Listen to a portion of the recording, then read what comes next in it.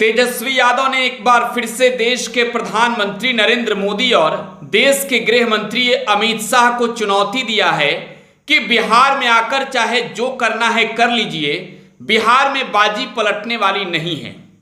बिहार में फिलहाल सरकार महागठबंधन की है और तैयारियां 2024 और 2025 के चुनाव को लेकर चल रही है। ऐसे में दावे किए जा रहे हैं कि लोकसभा के चुनाव से पहले इंडिया अलायंस में बड़ी टूट हो जाएगी।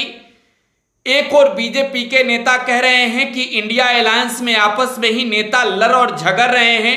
तो तेजस्वी यादव जो बिहार के उप मुख्यमंत्री हैं, राजद के नेता हैं और इंडिया अलायंस में कोऑर्डिनेशन कमेटी में शामिल हैं, वो कह रहे हैं कि जो लोग ये सपना देख रहे हैं वो सपना देखना बंद कर दें।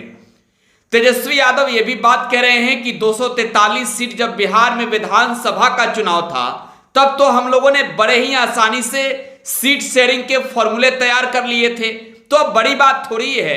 लेकिन साथ ही साथ तेजस्वी यादव बड़े ही निडरता के साथ भारतीय जनता पार्टी और नरेंद्र मोदी से लेकर अमित शाह तक को चुनौती देते हुए कह रहे हैं कि ये बिहार है, यहां कुछ नहीं चलने वाला है आपका। तेजस्वी यादव दुहाई दे रहे हैं 2015 के नतीजों की, और जिस तरीके से भारतीय जनता पार्टी के बड़े बड़े नेताओं का बिहार में लगातार दौरा चल रहा है, साफ तौर पर नजर आ रहा है कि ना सिर्फ 24 बल्कि 2025 को लेकर भी बीजेपी पूरी तैयारी से बिहार में उतरने को लेकर अब आगे बढ़ रही है।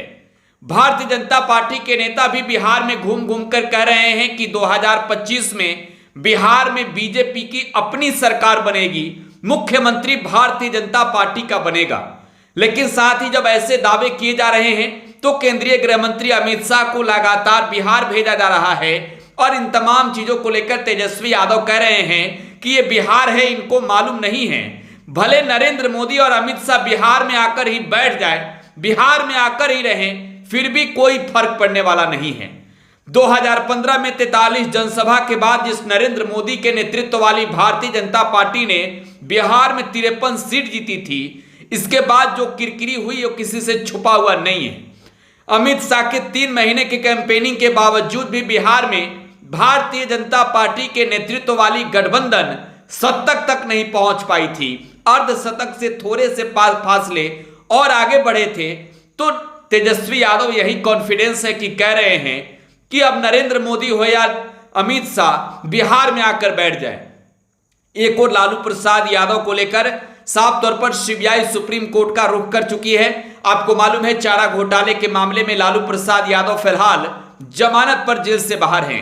सीबीआई ने सुप्रीम कोर्ट का रुख किया है इस वजह से क्योंकि लालू प्रसाद यादव के जमानत का विरोध कर उनके बेल को रद्द करना चाहती है सीबीआई, और यही वजह है कि सुप्रीम कोर्ट जाने से पहले तेजस्वी यादव ने एक बार फिर से सीबीआई को भी, नरेंद्र मोदी को भी, अमित शाह को भी चुनौती देते हुए कहा है कि जो करना है कर लीजिए, न्यायालय पर भरोसा है, जनता पर भरोसा है, सब हमारे साथ है।